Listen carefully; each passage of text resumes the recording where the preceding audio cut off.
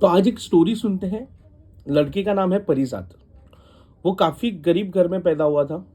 घर की हालतें काफ़ी कमज़ोर थी। ठीक है। तो वो 7-8 साल का बच्चा स्कूल जा रहा था। स्कूल जाते समय रास्ते में एक शॉप आती है, कबाड़ी की शॉप। ठीक है। वहाँ एक पियानो रखा हुआ था। वो रोज़ घर से निकलता, वो रोज़ पियानो को देखता 5-10 मिनट और फिर स्कूल जाता। इसी तरीके से दिन बीतते गए, साल बीतते गए। अब ये जो छोटा सा परिजात था वो बड़ा हो गया और छोटा मोटा काम करता था। फिर भी रोज अगर काम के लिए निकलता तो घर से निकलता, 5-10 मिनट वो पियानो को देखता और फिर जाता।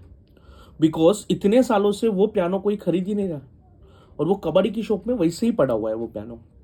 और परिजात को ये था कि यार मेरे पास इतने पैसे नहीं है कि ये खरीद सकूं। परिजात को वो पियानो बहुत ही पसंद था। ठीक है। फिर एक दिन वो शॉप का ओनर देख रहा है, ये काफ़ी दिनों से, काफ़ी सालों से मेरे शॉप के बाहर खड़े रहता है।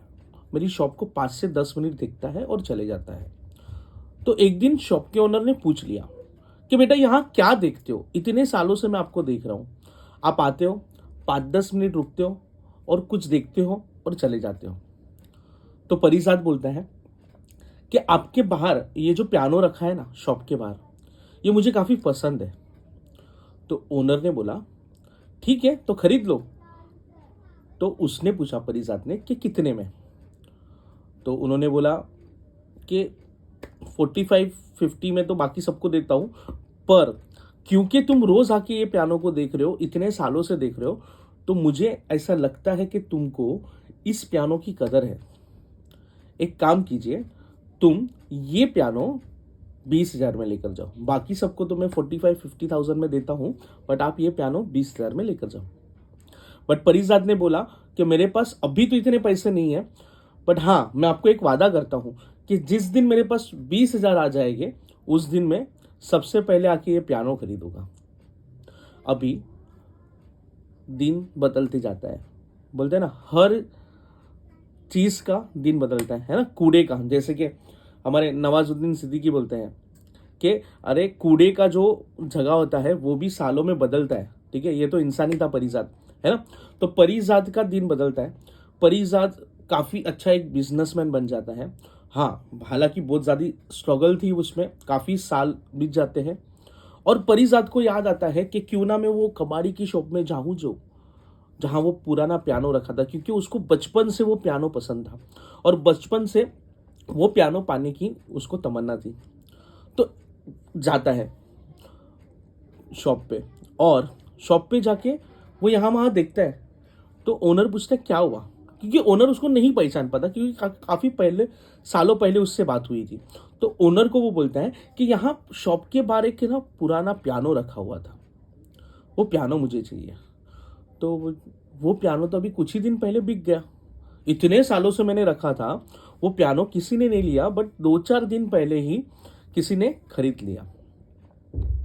तो परिजात बोलता है कि कैसा है, जब मुझे पियानो की पाने की आस थी तब मेरे पास पैसे नहीं थे, आज मेरे पास बेशुमार पैसे हैं, बट वो पियानो नहीं है। तो उन्होंने बोला कि कोई बात नहीं, आप कोई दूसरा पियानो देख लो। तो बोलते नहीं, मुझे वही पियानो चाहिए था जिसको मैं बचपन से देखते आ रहा था। हालांकि मेरे बड़े से घर में एक इम्पोर्टेड पियानो है, बट मुझे वो 20,000 वाला पियानो चाहिए था। तो शॉप ओनर ने बोला कोई बात नहीं। तो परिजात ने पैसे निकाले 20,000 और उनको दिए शॉप ओनर को। तो उन्होंने बोला अरे आपने तो कोई चीज़ परचेज नहीं की है, कुछ खरीदा नहीं है, फिर आप 20,000 क्यों दे रहे हो। तब परिजात ने क्या कहा, परिजात ने कहा कि जैसे मैं उस दिन आया था और मेरे पास पैसे नहीं थे और मुझे पियानो खरीदना था और मैं नहीं खरीद पाया, उसी तरीके से कभी ना कभी मेरे जैसा कोई परिजात ये शॉप के बाहर आपको दिखे और उसको अगर पियानो खरीदना हो या फिर कोई भी चीज़ खरीदनी हो तो उसको दे देना, चाहे उसके पास पैसे हो या ना हो। स्टोरी यहाँ खत्म हो जाती बेटा। अच्छा, ये स्टोरी का कंक्लूजन क्या है?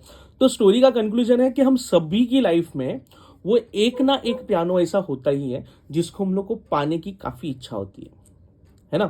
तो जिसने पा लिया, जिसने वो पियानो को पा लिया, वो हो जाते हैं सक्सेसफुल।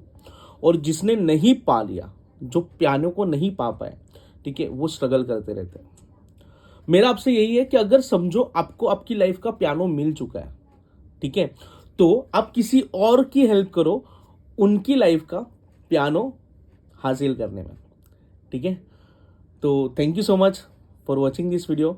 होप आपको थोड़ा बहुत कुछ समझा होगा।